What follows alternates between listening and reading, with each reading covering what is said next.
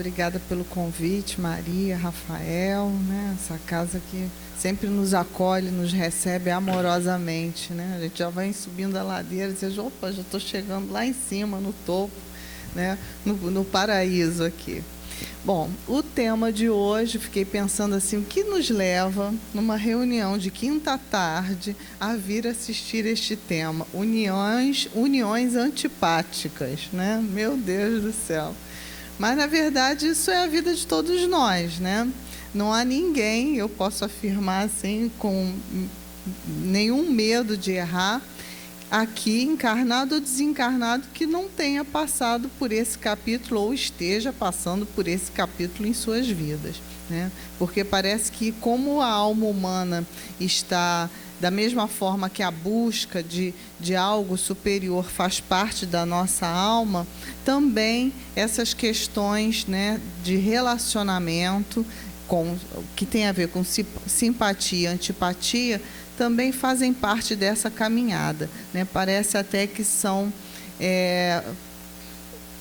lados da mesma moeda, mas vamos ver aqui. Então, no Livro dos Espíritos, esse tema está situado, né? Muitas vezes a gente fala da lei de sociedade, e lá na lei de sociedade, eu trouxe um recorte também, ele fala, Kardec e os Espíritos falam das questões dos relacionamentos, mas essa questão das uniões antipáticas, elas estão situadas lá na parte final do Livro dos Espíritos, quando fala das penas e dos gozos terrestres, né? Então, na verdade, isso aqui está no capítulo das penas, então é aquele lado bem difícil, bem complicado que nós atravessamos quando estamos aqui encarnados. E Kardec, pelas duas perguntas, né, 939 e 940, então não vai dar nem para a gente dormir, cochilar, nada disso, porque são só duas perguntas, né? Ele procura, né, saber dos espíritos por que nós encontramos pessoas que nós nos encantamos, nos maravilhamos e depois, não era bem isso. Até essas pessoas se tornam antipáticas, né, a nós. E mais, ele questiona, mas por que geralmente a gente encontra essas pessoas exatamente aquela pessoa que a gente escolheu para a gente, que lá no começo era boa pra caramba, e depois já se torna um probleminha, para não dizer um problemão. Então, com esse foco, com esse viés, que Kardec indaga aos espíritos e eles trazem o grande ensinamento. Mas antes disso, né, e assim eu recomendo, é uma prática minha, quando a gente vai ler uma parte da codificação, principalmente no Livro dos Espíritos, porque é tudo didaticamente encadeado, né? O Evangelho é também, mas por ser perguntas e respostas, né, é algo mais didático do que os textos, como no Evangelho segundo o Espiritismo, embora haja uma lógica, né, na sua sequência. É exatamente observar a ordem em que as questões estão colocadas. Então, o que eu fiz? Eu fui ler eu fui ler exatamente a parte final do item anterior a uniões antipáticas. E lá esse texto é de Kardec, porque no Livro dos Espíritos, né, quando tem a pergunta, a questão, que é de Kardec, tem a resposta dos Espíritos, e quando a gente vê textos em itálico, é porque são comentários de Kardec àquelas respostas que os Espíritos deram. E vocês sabem, não foi só um espírito que deu aquela resposta, né? Kardec enviava as mesmas perguntas para vários médiuns de várias localidades na França e fora da França também. E aí lhes devolviam as respostas e ele cruzava, né? E muitas vezes as respostas eram até semelhantes ou idênticas, né? Então ele colocava ali aquele padrão de resposta. Mas esse comentário é de Kardec. Ele diz assim: a natureza deu ao homem a necessidade de amar e ser amado. Lá no começo eu comentei que nós temos uma ansiedade de uma busca, né, de algum sentido, de algo que nos preencha. Pode ser isso aqui, ó, necessidade de amar e ser amado. Um dos maiores gozos que lhes são concedidos na Terra é o de encontrar corações com o que simpatizem. E é uma verdade, né? Quanta alegria nos dá o coração quando encontramos filhos amorosos, pais gentis, carinhosos, não é? Maridos, esposas, amigos, aquela coisa linda, maravilhosa da propaganda, né? Da margarina.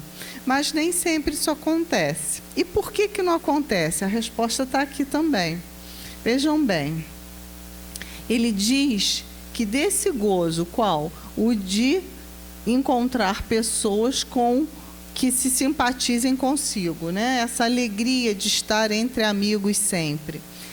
Desse gozo está excluído o egoísta. E aí eu fiquei pensando, mas por que está excluído o egoísta, né? É muito simples, né? Porque o egoísta, ele só pretende ser amado. Então, quando ele só pretende ser amado, tudo é para ele, como uma criança, né, pequenininha, daquelas que estão na fase egóica, mas, né, cresce, não é educado, que se calcifica no egoísmo, né? O que que acontece? Ele, por estar sempre no foco do eu quero ser amado e não do amar, ele acaba se perdendo e não consegue angariar relações verdadeiras. Ele cai numa ilusão de ser melhor do que os outros e, portanto, merecer o amor de todos, não é? E aí, o que que acontece quando ele não obtém isso? Porque é impossível obter só uma via do amor, né? O amor vai e o amor volta, né? É uma construção. O que que acontece?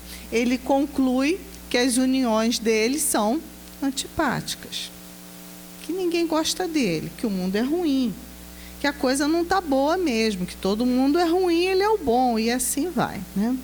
A gente fala assim exageradamente, mas nós sabemos que todos nós temos esse pedacinho egoísta, esse pedacinho ressentido, né? E aí a página lida, né, sobre a pregação em que Jesus coloca, olha, eu estou aqui amando vocês, né? Paulo coloca isso. E aí? Estou aqui à disposição. Isso é interessante porque ontem a gente termina o estudo, né? Concluí isso anteontem.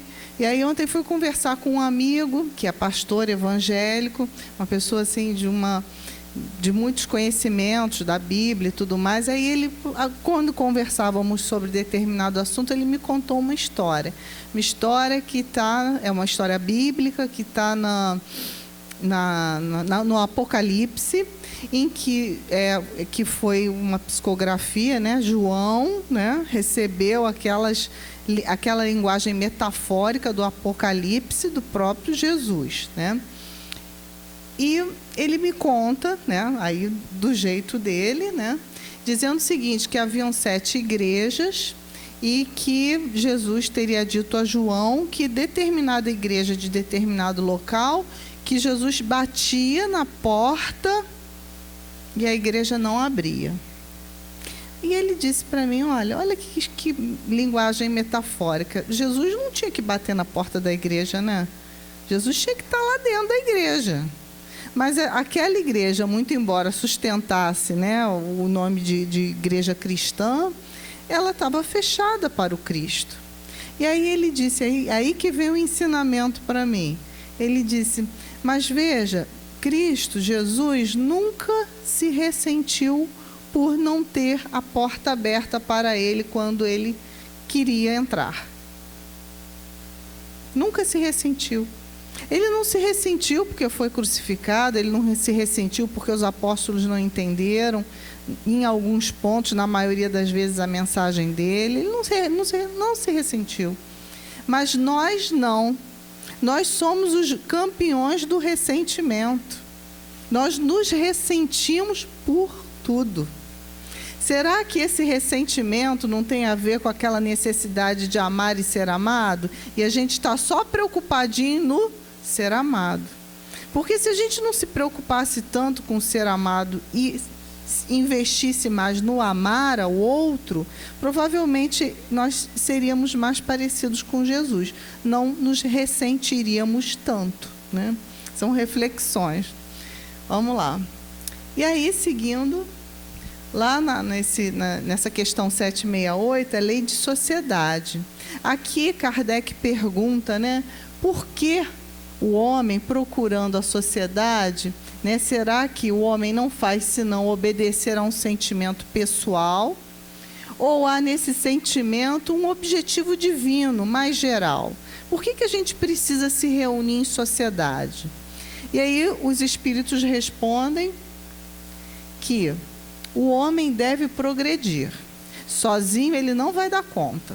Ele precisa da complementariedade dos outros. Então, nós precisamos da diferença do outro para o nosso aprendizado.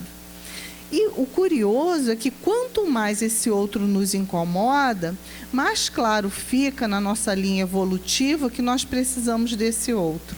Porque há alguma coisa ali que nós precisamos aprender / corrigir em nós mesmos.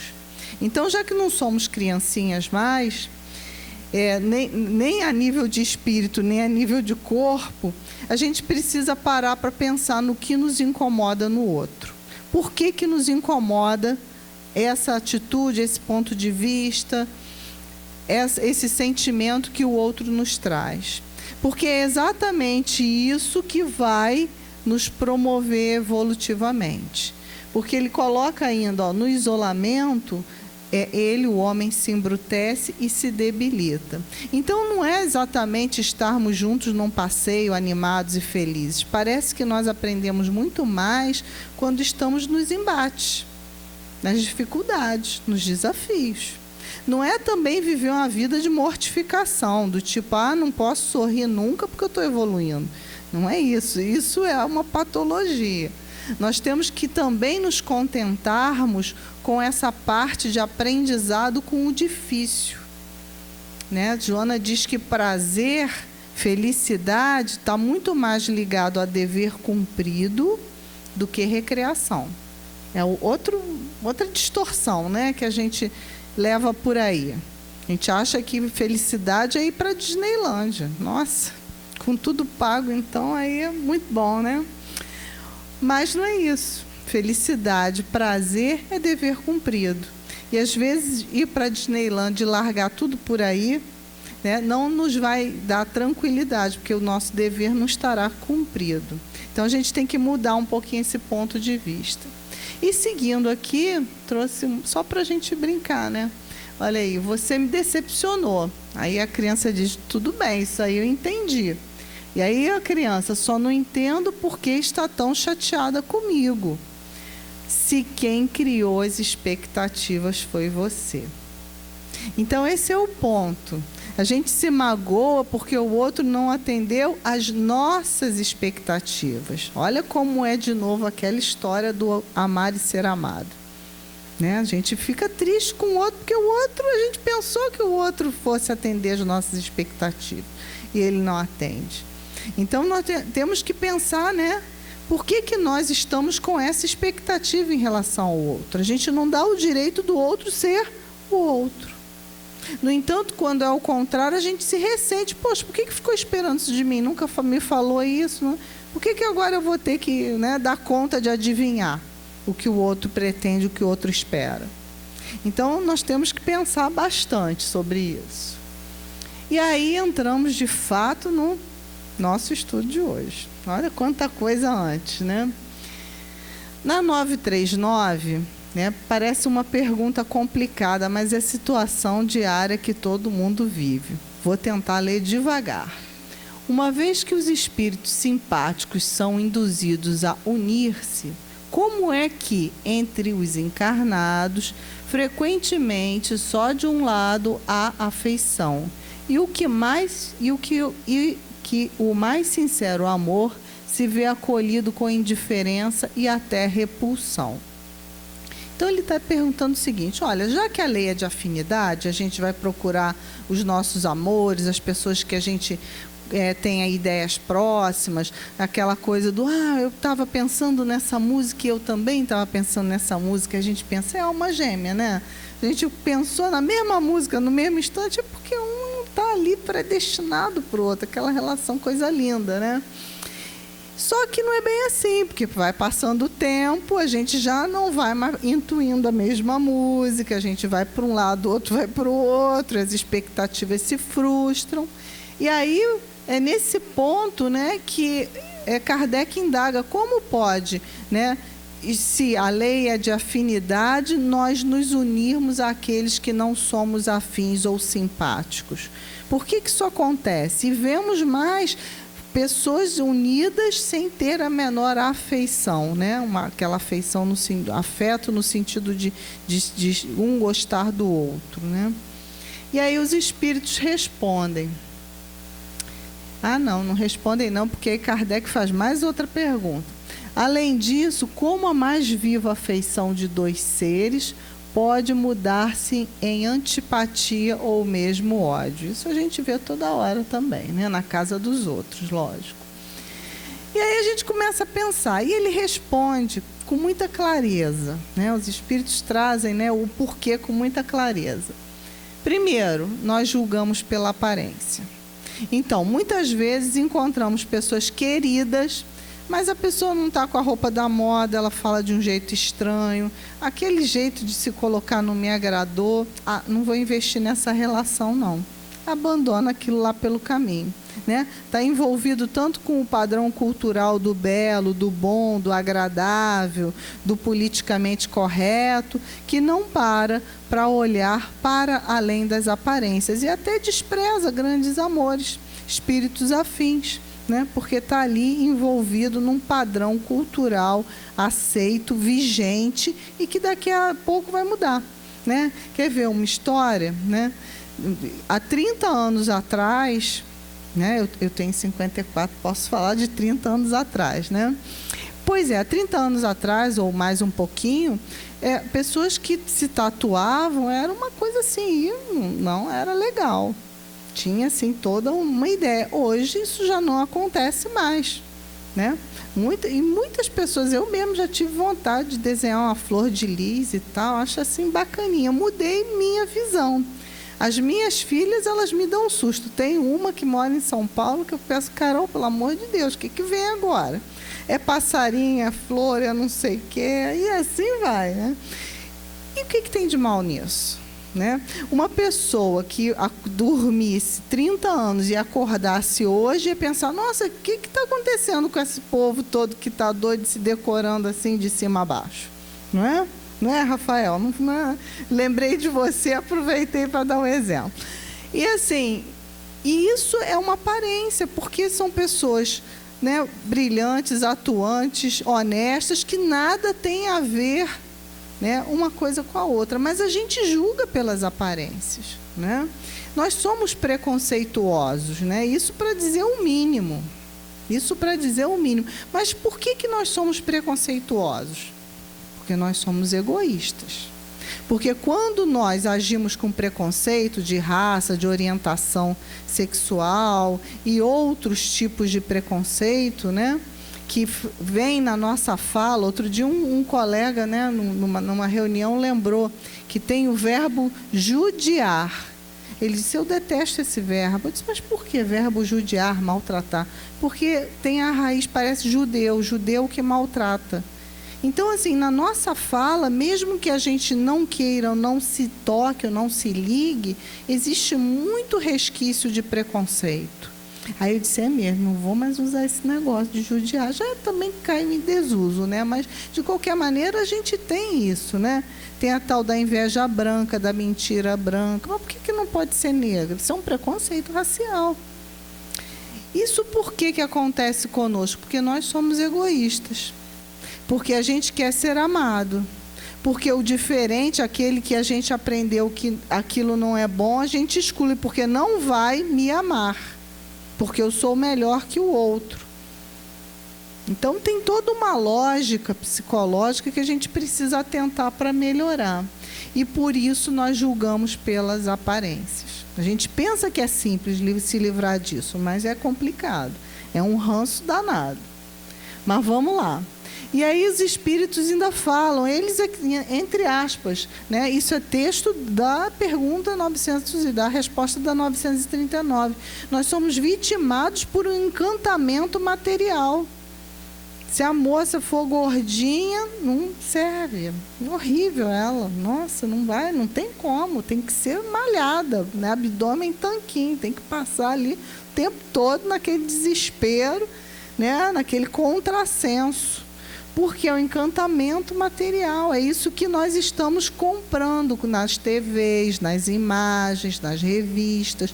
Nós estamos mergulhados em imagens que nos induzem a concluir algo bastante diverso, diferente do que a gente precisa. Essa é a grande verdade. E nós esquecemos que é o espírito que ama, e não o corpo. E aí ele fala, dissipada a ilusão material, o espírito vê a realidade. Então aí ele explica por que no comecinho a gente está na ilusão.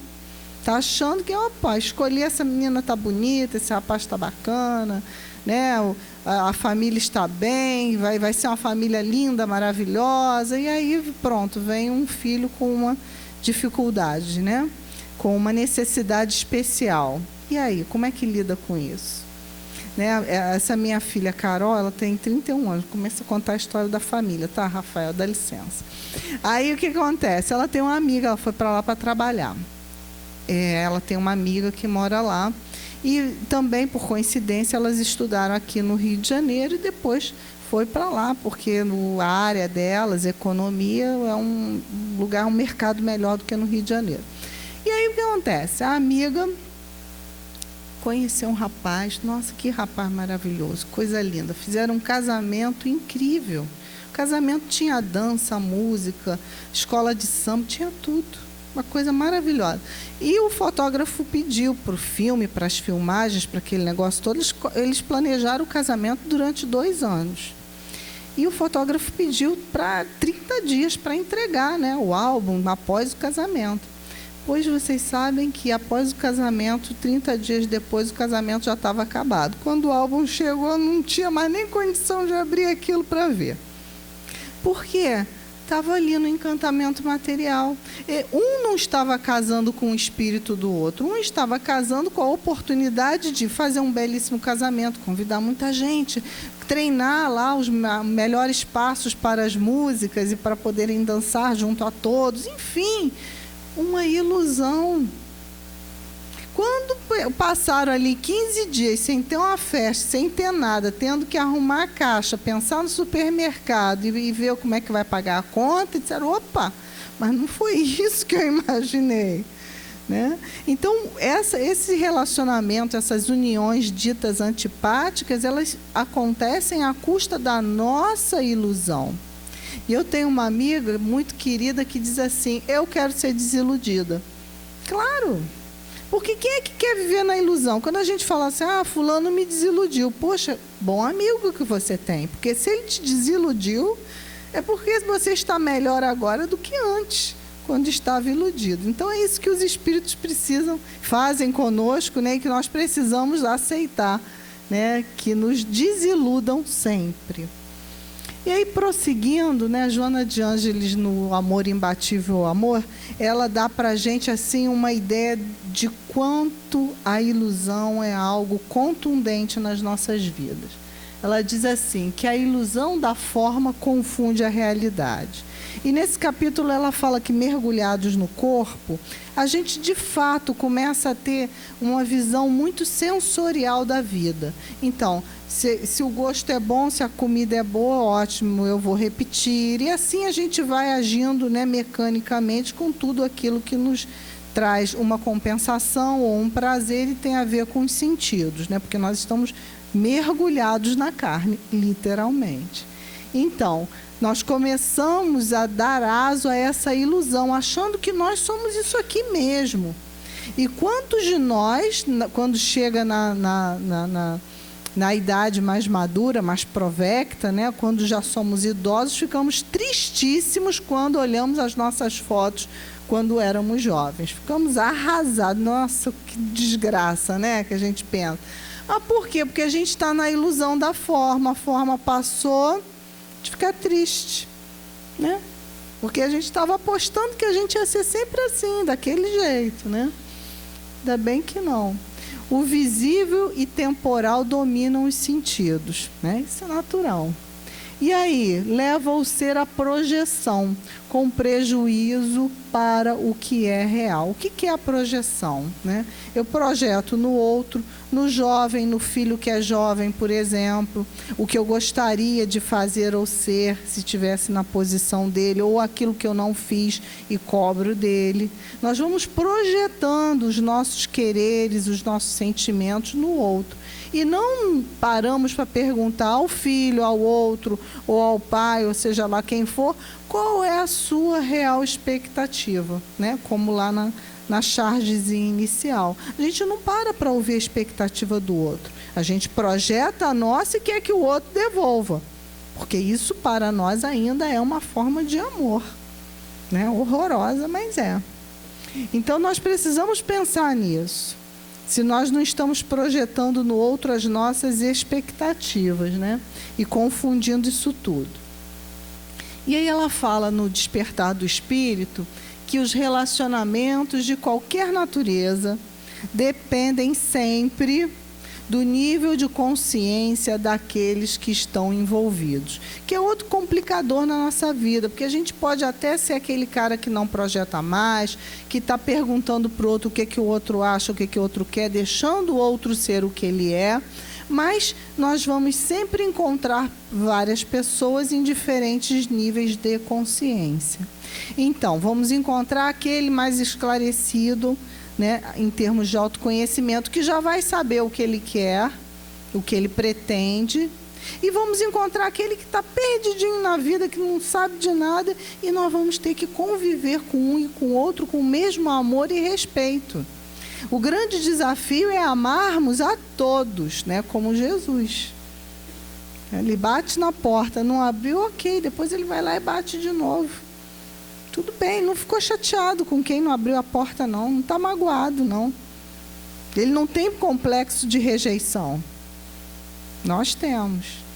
Porque a gente quer que o outro faça aquilo que a gente quer, né? A gente tem que inverter isso. E entender que cada um está no seu nível de consciência é muito importante. Porque se a gente não entender isso, a gente vai ficar forçando uma barra e não vai dar certo.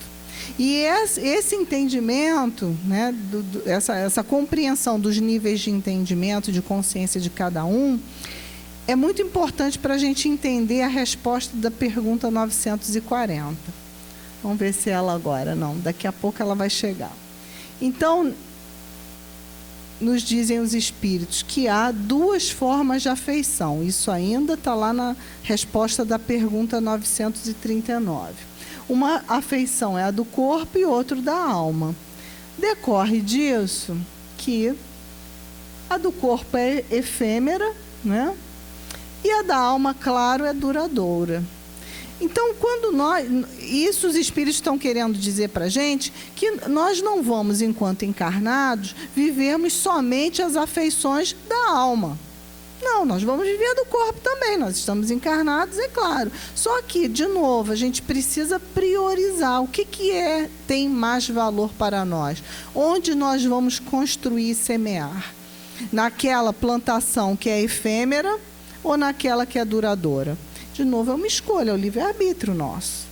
Né? É importante ter esse nível de consciência, essa visão na hora das escolhas, porque se a gente está tomado pela aparência, se a gente parar para fazer essa separação de qualidade de relação, a gente vai logo perceber qual é a relação que a gente vai investir e de que forma nós vamos investir, né? Nós vamos investir nas relações da alma, que são duradouras. E aí, isso aqui é Joana de Ângeles, que ela diz o seguinte, que quanto mais o indivíduo compreende as próprias mazelas, as próprias dificuldades, mantém-se vigilante. E, ao mesmo tempo, então, como é importante a gente olhar para a gente, para que a gente possa fazer essa relação simpática com o outro, né? E, ao mesmo tempo, dando-se o direito de as possuir, de possuir mazelas, de defeitos, vícios, visões equivocadas, sem, porém, as manter. Então, Joana diz para a gente, ok, eu sei que nós, né, somos pessoas que ainda possuem defeitos, somos perfectíveis. Não há problema em ter vícios, defeitos, ilusões. O problema é querer manter isso. Porque a cada momento da vida, com boas reflexões, né, com as meditações, com a leitura de bons livros, com a frequência, aquelas casas que lhes são mais afins, nós vamos sendo conduzidos para descobrirmos em nós um monte de mazelas. Né? Quando a gente começa na vida espírita, é assim, a gente, nossa, isso eu já sei, isso eu já faço. Vai lendo livros do Espírito, nossa, caramba, isso aqui é intuitivo meu, é minha cara. Aí quando a gente se aprofunda um pouquinho mais, não é bem assim, tem um detalhe aqui que eu estou vendo que eu não via. Enfim, quando daqui a pouco, 50 anos de espiritismo sério numa encarnação, você está arrasado. Descobriu que tem mazela a beça. Aquela historinha de abrir a série da Fonte Viva, né, de Emmanuel, e dizer assim, essa mensagem caiu para mim. A gente já nem faz mais isso depois de 50 anos de espiritismo, porque a gente sabe que tudo que abrir vai cair para você, não tem jeito. Então não tem mais essa coisinha do os espíritos trouxeram para mim, olha o ser amado, né? Eu tenho que ser amado. Então os espíritos trouxeram essa página linda para mim. Na verdade, qualquer página serve para você. Por quê? É tanta mazela. Então, o problema não é ter mazela, o problema é querer ficar com elas. Né? Isso que Joana coloca para a gente. E melhor, né, ela diz para a gente, melhor e mais eficiente apresenta-se a tolerância em relação aos desatinos do outro. E aqui ela fala do ser pleno, né? Que a gente pensa, nossa, eu posso ser plena hoje no mundo aqui de provas e expiações ou regeneração, sei lá, a gente, né? Cada hora um diz uma coisa, mas dá para ser, dá. Eu só tenho que entender as minhas mazelas e procurar superá-las. Ponto número 1. E o ponto número 2, entender a mazela do outro e respeitar o tempo do outro de superação, porque eu não vou interferir nesse tempo de maturação de nível de consciência do outro, que é do outro. Porque normalmente a gente esquece da nossa e ainda quer dar aulinha, né, para o outro, para superar a mazela dele, que nos incomoda. Às vezes até um ponto positivo do outro. Mas aquilo nos incomoda e a gente identifica como tal e começa a encher a cabeça do companheiro. Bom, e aí ela diz que com isso a gente trabalha a alegria de ser pleno. Aí também é um novo conceito de alegria, né? Quer dizer, você tem mazela, mas você está alegre? Claro, você está se superando. Olha o dever cumprido aí, né? Que eu disse lá no começo. E aí, né, ela diz para a gente com relação à alegria. Olha só, todo mundo, o que tem nessa foto? Todo mundo igual. Será que socialmente não é mais ou menos assim que acontece com a gente? Todo mundo igual, né? Todo mundo tem lá sua rotina, é padronizado pelos horários. Quando tem jogo, fala assim, não, vai ter jogo lá no Centro Espírita, vamos alterar o horário? Né? Aí tem Copa do Mundo, vamos alterar, não sei, porque a gente está vivendo conforme a sociedade, todo mundo igual. Não, hoje vai ter, né? Tem centros que realmente passam por dificuldades, né, com essas questões dos jogos, porque estão localizados, né, perto do Maracanã. Ali tem que suspender, mas a gente vê outras casas que alteram reuniões e horários e tudo mais. Mas por quê? Todo mundo igual? Será que todo mundo gosta do jogo? Será que o brasileiro adora jogo? Sabe? Ou será que estão querendo vender esse peixe para a gente? Porque é melhor vender essa historinha do todo mundo gosta da mesma coisa, então está todo mundo feliz, focado na mesma coisa, e a gente deixa de ver outras coisas, né? Então esse é o perigo dos tempos atuais. E aí Joana fala que não, a gente tem que levantar esse véu. A gente tem que reconhecer as nossas diferenças e gostar das nossas diferenças. Né? Nós não temos que ter a vida maravilhosa do vizinho, ou da irmã, ou do irmão, ou seja lá de quem for. Até porque a vida dele, para ele, não é maravilhosa.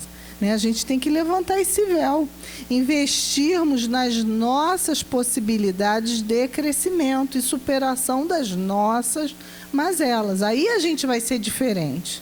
Porque enquanto estiver cada um competindo com quem fica melhor no Facebook, quem posta onde foi, onde não sei o que comeu, a gente está igual aquela foto anterior, todo mundo igual. Todo mundo pensando do mesmo jeito, em competir, né? Em se sobressair em alguma situação. E aí ela fala que quando a gente levanta esse véu, a gente promove o autoencontro, a gente se encontra com a gente mesmo. A gente se vê diferente do outro e gosta, e respeita a diferença do outro. Aí aquela história do preconceito acaba. A gente começa a amar e não esperar ser amado. E ela diz que isso traz para a gente uma alegria saudável. E também traz afabilidade e gentileza. A gente começa a ficar diferente mesmo, né? E além disso, nós vamos desembocar numa jovialidade. Isso não tem a ver com idade. Eu gosto dessa parte porque assim, eu estou me estruturando para isso, sabe, Rafael? Para ficar velha jovem, né? Então, a gente tem que ter isso, a gente tem que ter esse sorriso, essa alegria, essa jovialidade em qualquer época da vida. Porque é também uma verdade que a sociedade diz pra gente que quanto mais você vai ficando velha, pior vai ficando, tá? Porque vai ficar com dor no joelho, na coluna, vai ficar com não sei o que, pressão alta, as desgraças todas vão acontecer. E será que é assim mesmo? Será que eu não posso ter pressão alta, dor no joelho, isso aqui, aquilo, e ter a jovialidade? E me cuidar e me amar? Será que o idoso só pode fazer propaganda de farmácia? Não pode fazer propaganda de academia? Não pode ter o idoso ali malhando saradão? Não é, Rafael? Pensa bem, o que a gente vê na rua? Na rua a gente vê idoso sorrindo na farmácia, ou é fralda geriátrica, big fralda, dá uma tristeza na gente quando vê aquilo. Aí quando passa na academia, não, aí já é outro perfil. Então, aquela imagem está dizendo erroneamente para a gente que a gente só tem um caminho. Se eu sou jovem, eu vou para cá. Se eu estou velho, eu vou para lá. Vou usar big fralda. E se eu não quiser? E se eu quiser fazer diferente? Não é?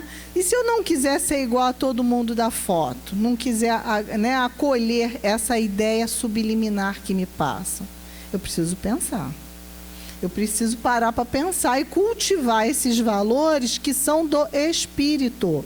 Se eu cultivar o valor do corpo, o corpo é o quê? Efêmero. Lembra da caixinha? Corpo e alma, alma efêmera, alma duradoura, corpo efêmero? Pois é. O que eu vou cultivar? Qual o valor que eu vou cultivar?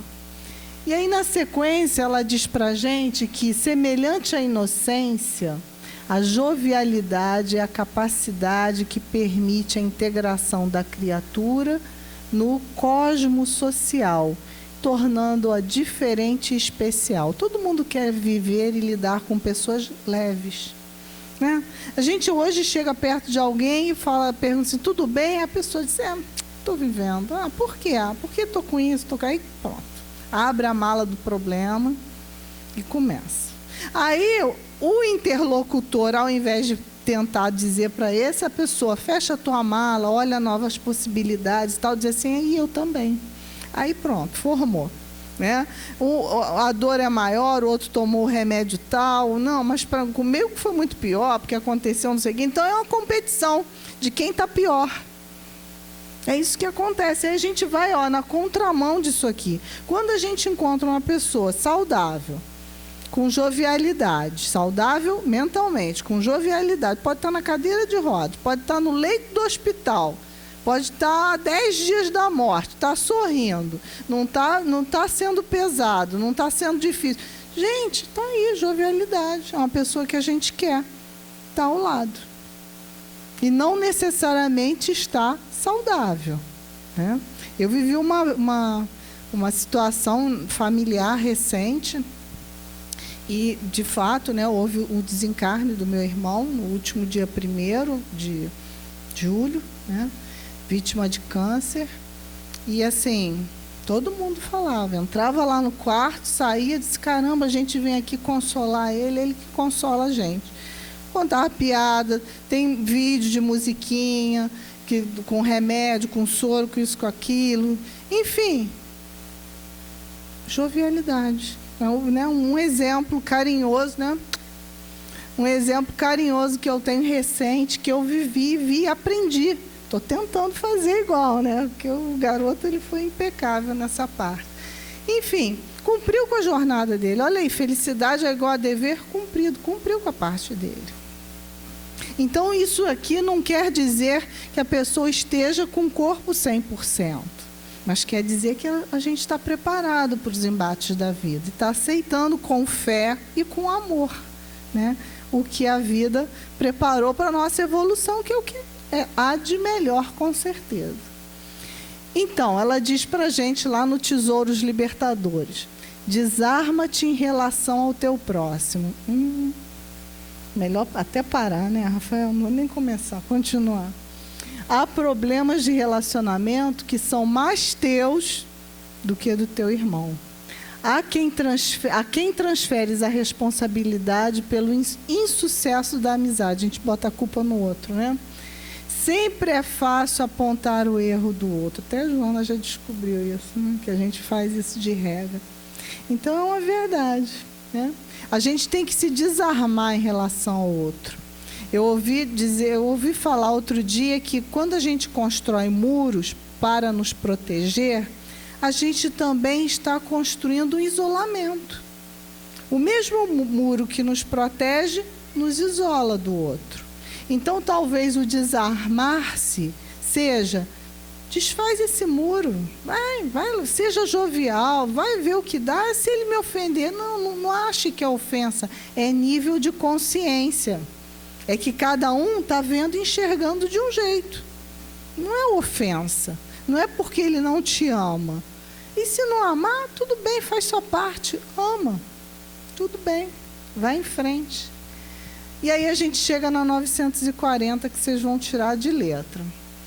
Não constitui fonte de dissabores tanto mais amargos quanto envenenam toda a existência a falta de simpatia entre seres destinados a viverem juntos?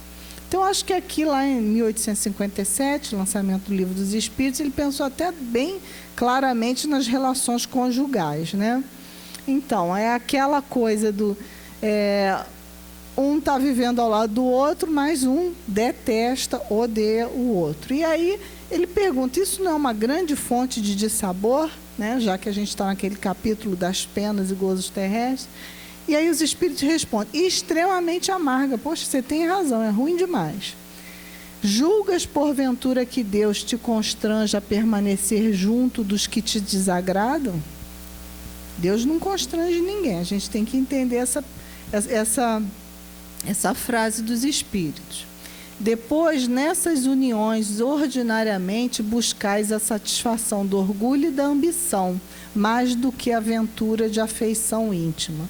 Aqui é o caso da pessoa que convive com a outra, né? Tem aquele marido ou aquela esposa assim, intratável, pessoa difícil mesmo, não dá, é horrível, né? Reconhecidamente horrível. E pensa assim: não, mas eu estou evoluindo. Eu estou aqui do lado do Rafael, dá licença, tá, Rafael? Meu exemplo. Estou do lado do Rafael, o Rafael é uma mala. Mas, quando eu desencarnar, já está tudo resolvido. Será? Porque eu não estou aprendendo a amar. Eu estou aqui tentando dizer para mim mesma que eu sou uma criatura muito boa, muito amorosa e que estou aguentando amá-la. Isso é diferente de amor. Então, na verdade, nós não estamos nos engrandecendo com isso. Na verdade, nós estamos até nos comprometendo com isso. Porque a gente está alimentando um ódio, né, recíproco. Um aparece disfarçado de sou a vítima da situação e o outro sou o algoz da situação. Quando o que nós precisamos fazer é não estar por constrangimento, mas estar por amor. É isso, estar por amor. E se eu não conseguir estar por amor? Então não fique. Então não fique. Mas é muito importante que se esteja por amor, né? Por amor não tem problema. E aí continua Kardec. Kardec estava interessado nessa parte. Mas nesse caso não há quase sempre uma vítima inocente? Tem vítima inocente? Nunca tem, né? Mas Kardec perguntou para ver o que os espíritos diziam. E os espíritos, que não são bobos, responderam: há dura expiação. Se tem expiação é porque não tem vítima, né? a responsabilidade de sua desgraça, da desgraça dessa suposta vítima, cairá sobre os causadores, claro. E mais, se a luz da verdade já lhe houver penetrado a alma, em sua fé aurirá consolação. Quer dizer, essa pessoa, suposta vítima, né, aquela que está com uma relação de amor, procurando apoiar o outro, apesar do outro estar em outro nível de consciência, se ela já estiver ali iluminada, se ela entender o que ela está fazendo e amar, ela vai se consolar sinceramente pelo que ela está fazendo, por esse ato de amor, entendendo que aquele outro está num outro nível de consciência. É muito diferente de estar perto para poder carpir tudo e depois se livrar daquela mala, né? Bem diferente. E, por fim, à medida que os preconceitos se enfraquecerem, e aí olha a importância da gente pensar no preconceito, as causas dessas desgraças íntimas também desaparecerão. E o preconceito está na base do egoísmo. Então, a gente está sempre falando da mesma coisa desde o começo. Como vencer o egoísmo? Trocar de nome. União antipática, não. Como é que eu vou vencer o egoísmo? E Divaldo, numa palestra, falou isso. Ama sempre, mas não permitas relacionamentos conflituosos sob a justificativa de que tens a missão de salvar o outro. Porque ninguém é capaz de tornar feliz aquele que a si mesmo se recusa à alegria de ser pleno. Então, quando a gente encontra no caminho companheiros, parentes, amigos, seja lá quem for, no centro espírita, enfim, que se recusam a entender alguma coisa e a serem plenos, a gente não vai mudar com o nosso discursinho. Ele só vai aprender quando ele quiser. E o nosso exemplo pode ajudar, porque pode ser um bom referencial. Agora, o discursinho nunca vai ser. Pode até ser pior, porque se nós discursarmos num sentido e agirmos em outro, ele vai ficar mais descrente ainda de si próprio e da humanidade. Então, nunca o discursinho, sempre o exemplo. E nada de querer salvar o outro.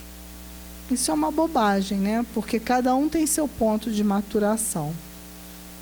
E aí, na sequência, né, eu trouxe esse slide sobre a família, que geralmente é o ponto que a gente vai encontrar, né? Essas pessoas conflituosas, essas uniões antipáticas.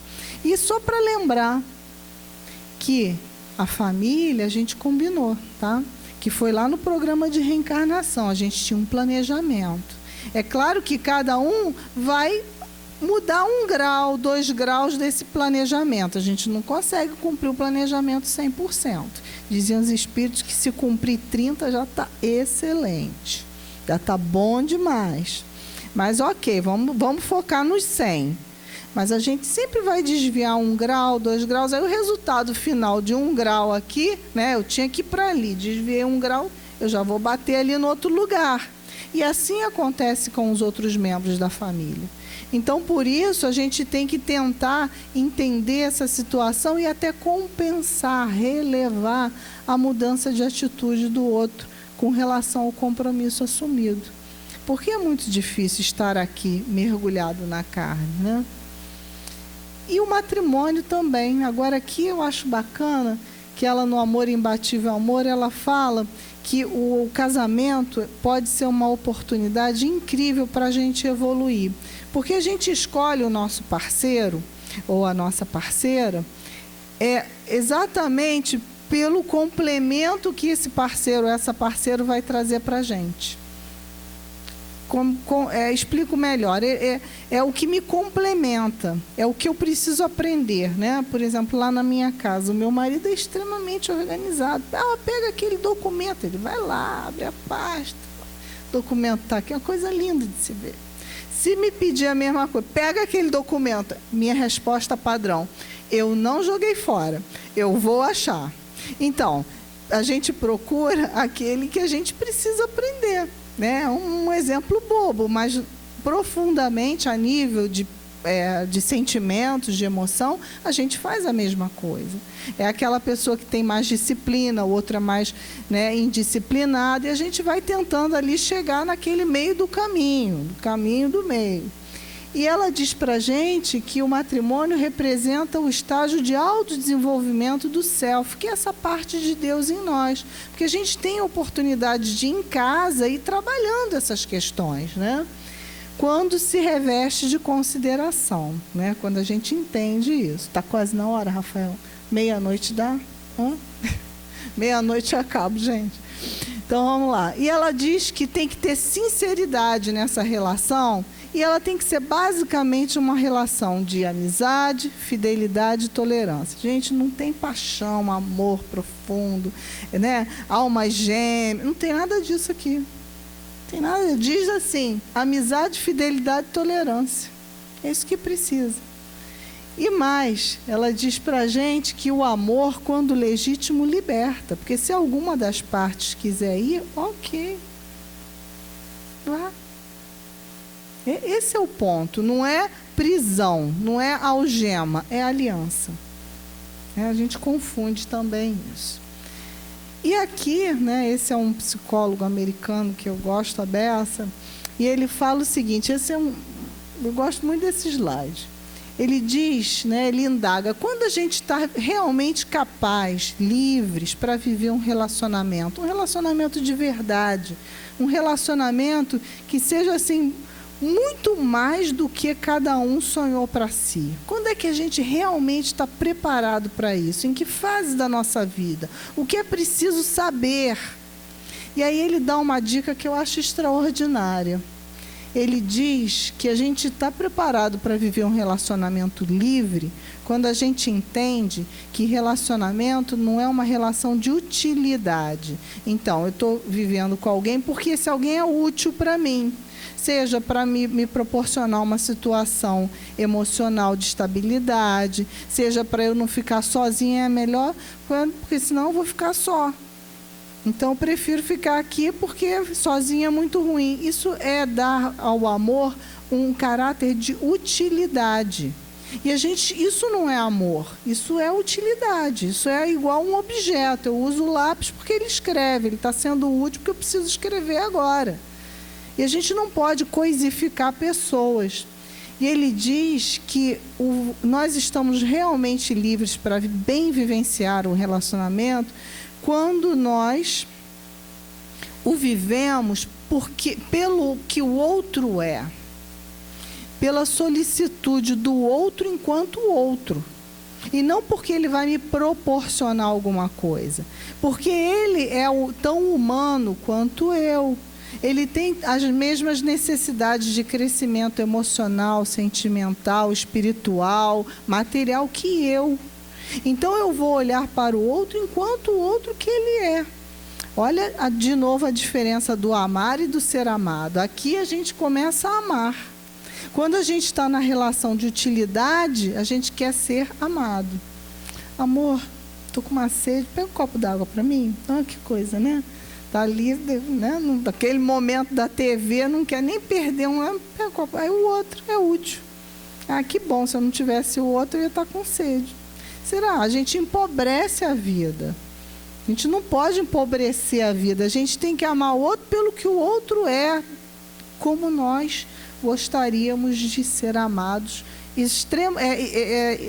especificamente pelo que somos, né? E aí, já estou terminando, esse é o penúltimo slide, porque o tempo está acabando. Essa é uma frase de Guimarães Rosa, ele diz que só se pode viver perto do outro e conhecer outra pessoa, porque a gente vive perto do outro, mas não conhece o outro, né? Porque é egoísta. Sem perigo de ódio, se a gente tem amor. Qualquer amor, pode ser aquele amor pequenininho, aquela coisa que eu ainda estou treinando, não precisa ser aquele amor Jesus. Pode ser um amorzinho, aquele amor Cláudio, aquele negócio modesto, não tem problema. Já é um pouquinho de saúde. Já é um descanso da loucura, porque o ódio enlouquece. Isso é fato. E aí, por fim, o grande ensinamento do Cristo, que não pode faltar nas nossas vidas, que é o nosso modelo, que é o nosso guia. Amarás o teu próximo como a ti mesmo. Então, é sempre uma relação de duas mãos. Que possamos exercitar mais aquilo tudo que a gente já sabe, né? Tudo que foi dito aqui é tudo que a gente já sabe, repete, reolha, retempera, mas isso é importante para criarmos âncoras, para termos, né, no nosso dia a dia sempre essas lembranças e podermos, na prática, que é o que interessa, irmos exercitando esse amor, esse caminhar de amor e de fraternidade, de olhar para o outro e não ficarmos sentadinhos esperando que o outro venha até nós. Muito obrigada.